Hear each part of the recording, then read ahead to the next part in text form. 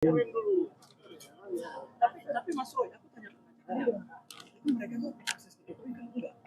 Enggak, emang enggak. Serius? Iya. Aku tahu caranya Jokowi.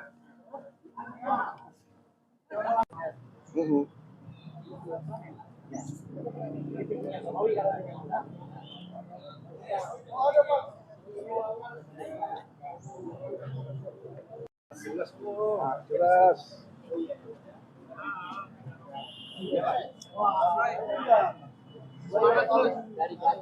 Saya memutuskan untuk melaporkan Andi Aswan dan Irjan Laurentius Irjan Bu ke Polda Metro Jaya.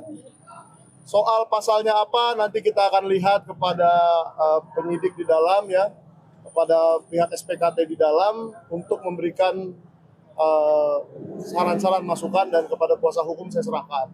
Tetapi yang paling parah itu Andi Azwan telah mengatakan bahwa saya wartawan palsu, pers saya itu palsu, yaitu kartu ini, mengatakan itu di TV nasional yaitu di Garuda TV, dan hari itu di sebelah saya selain Andi Azwan ada Pak Roy Suryo, sehingga saya ajak beliau hari ini untuk menjadi saksi bahwa Andi Azwan benar-benar mengatakan itu ya di Garuda TV, dan nanti saya juga akan meminta pihak Garuda TV sebagai penanggung jawab acara, kalau perlu pemretnya Ibu Eli Husin untuk juga ikut berbicara sebagai saksi bahwa hal itu terjadi di bawah pengawasan beliau di acara yang di stasiun TV dipimpin beliau.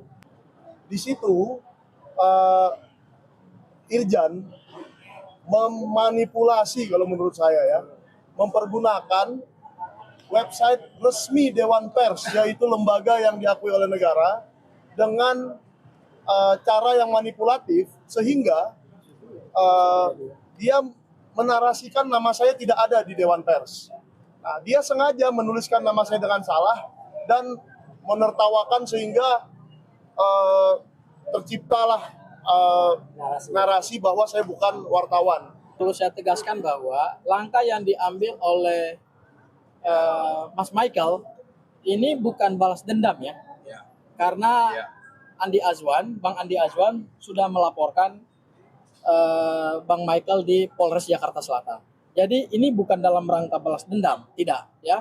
Tetapi ini benar-benar dalam rangka kita menegakkan hak-hak seseorang warga negara yang ketika dituduh dalam suatu forum televisi dan itu disiarkan kepada rakyat Indonesia, maka perlu dimintai pertanggungjawaban ketika bahasanya itu tidak sesuai dengan fakta yang sebenarnya. Andi Azwan telah membangun satu narasi pada saat debat di Garuda TV bahwa Mas Michael ini wartawan gadungan. Nah, langkah yang dilakukan oleh Mas Michael kemudian adalah meminta klarifikasi dari Dewan Pers terkait dengan status dia sebagai seorang wartawan. Sehingga terjawablah tuduhan yang dialamatkan oleh Andi Azwan bahwa Mas Michael ini wartawan gadungan. Maka ketika sudah mendapatkan klarifikasi resmi dari Dewan Pers, berarti Andi Azwan telah melakukan suatu dugaan tindak pidana pencemaran nama baik. Nah, ini satu pasal 310, pasal 311 KUHP, ancaman pidananya di bawah 5 tahun penjara. Kemudian juga 27A Undang-Undang ITE terkait dengan fitnah, dan ancaman pidana terberat yaitu pasal 28 ayat 2, pasal 28 ayat 2 Undang-Undang ITE, ancaman pidana 8 tahun penjara, yaitu menghina suatu golongan. Nah, ini kan golongan profesi, yaitu wartawan. Menghina profesi. Jadi 28 ayat 2 Undang-Undang ITE itu juga akan dilaporkan karena ancaman pidananya 8 tahun, dan kalau kemudian ditetapkan sebagai tersangka bisa dilakukan penahanan. Terima kasih. Status saya ya dalam kasus ini adalah sebagai saksi kunci atau saksi yang orang yang mengetahui langsung. Karena ini penting ya. Pelapor yaitu Saudara Michael Benyamin Sengaja ada orang yang mendengar langsung pada saat itu. Jadi bukan pada kasus seperti yang saya alami. Orangnya hanya melihat di televisi, kemudian dia berusaha tahu ini tanggal berapa sampai tanggal enggak.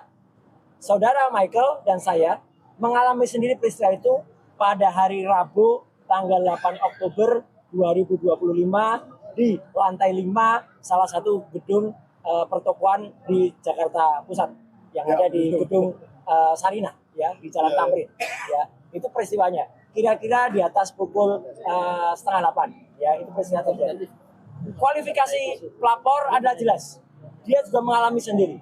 Jadi clear betul pasal 310 311. Ya, bukan seperti sebelah sono ya, yang tidak melihat langsung, tidak mendengar langsung, hanya mengalami masukan-masukan dari orang-orang lain.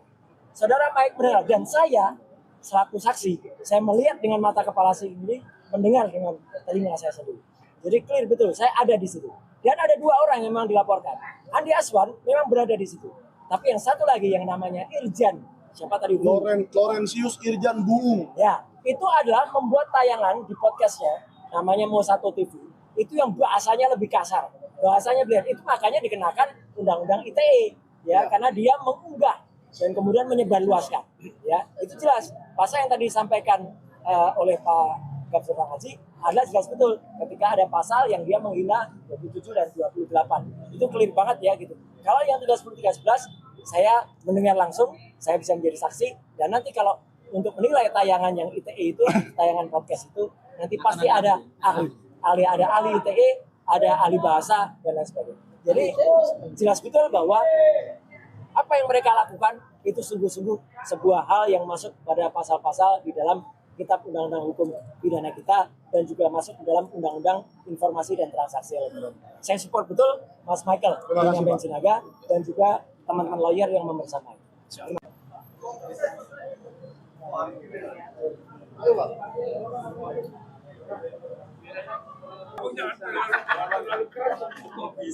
Nunduk.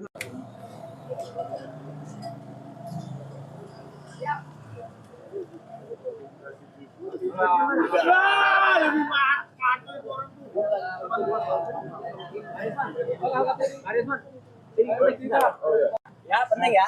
Udah ada terpol nanti bilangnya apa gitu. Oke, kita mulai ya. Bismillahirrahmanirrahim. Assalamualaikum warahmatullahi wabarakatuh. Pak Jagir.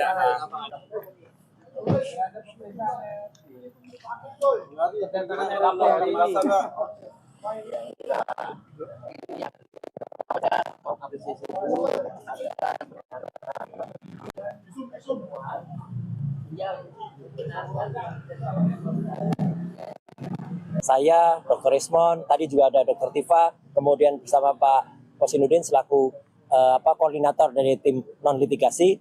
Di samping saya yang 2 hari yang lalu barusan landing kembali ke Indonesia, ya Prof. Denny Indrayana dan timnya dan semua yang ada di sini, termasuk Pak Gafur, Pak Safri dan teman-teman semuanya.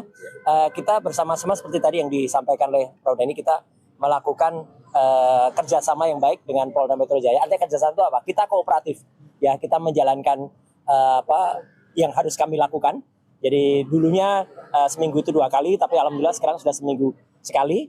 Dan kami juga seperti tadi disampaikan Bang Kosinudin, kami juga menyampaikan surat untuk gelar perkara. Kami merespon rencana dari yang kemarin disampaikan oleh Komisaris Besar Polisi Pak Budi untuk gelar perkara khusus. Kami juga menyampaikan menindaklanjuti nanti ingin berkonsultasi tentang beberapa ahli yang kami ajukan. Alhamdulillah tadi penyidik juga kooperatif sangat, dan ini bagian dari upaya kita untuk menegakkan hukum dengan mitra penegak hukum lainnya, karena advokat dan polisi itu sama-sama penegak hukum.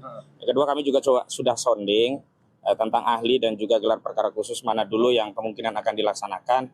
Jadi memang oleh penyidik dijawab opsional ya, bisa gelar perkara khusus duluan, tapi mungkin juga bisa pemanggilan keterangan ahli dan saksi yang meringankan lebih dulu. Dan tentu saja bagi kami kewenangannya kami serahkan sepenuhnya kepada Polda Metro Jaya.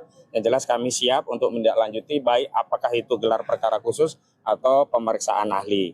Ujung tombak dari seluruh perkara itu adalah pada Saudara Joko Widodo. Karena itu kami harapkan pada proses gelar perkara khusus nantinya ketika di Bareskrim barang atau bukti yang paling primer itu tidak dihadirkan, kita berharap melalui kewenangan di Polda Metro Jaya di bagian wasidiknya, barang itu atau dokumen yang hari ini membuat kita terpecah belah gara-gara urusan asli tidak asli itu bisa dihadirkan. Begitu. Kami sih berharap gelar perkara khusus duluan, karena disitulah akan membuka kotak Pandora tentang misteri, bukan Gunung Merapi, misteri ijazah Jokowi, ya gitu.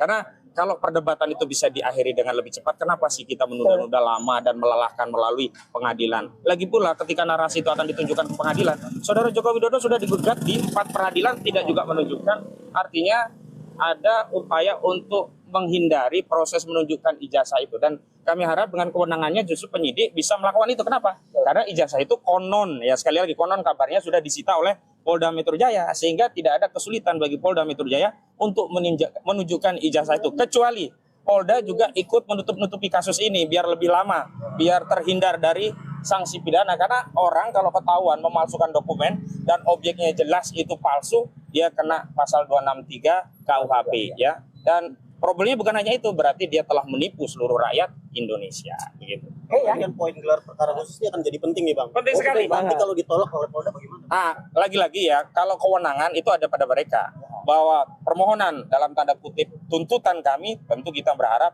itu dibuka. Karena begini, kalaupun itu ternyata asli, kami juga akan memberi nasihat kepada klien kami. Loh, Pak Roy udah ditunjukkan, ternyata ada embossnya, ternyata watermarknya benar, ternyata fotonya bukan yang kacamata, begitu. Wah, apa yang selama ini ditunjukkan Bohong. bohong. Jadi dua-duanya tetap ada resiko begitu. Teman-teman, kenapa persoalan keaslian atau kepalsuan ijazah saudara Jokowi ini sudah berumur lebih kurang 11 tahun. Karena itu sudah menjadi isu sebenarnya sejak 2014. Maka argumentasi bahwa akan dibuka di pengadilan itu pun sudah berkali-kali tidak dilaksanakan. Hukum akhirnya hanya menjadi alat instrumen benteng prosedural saja.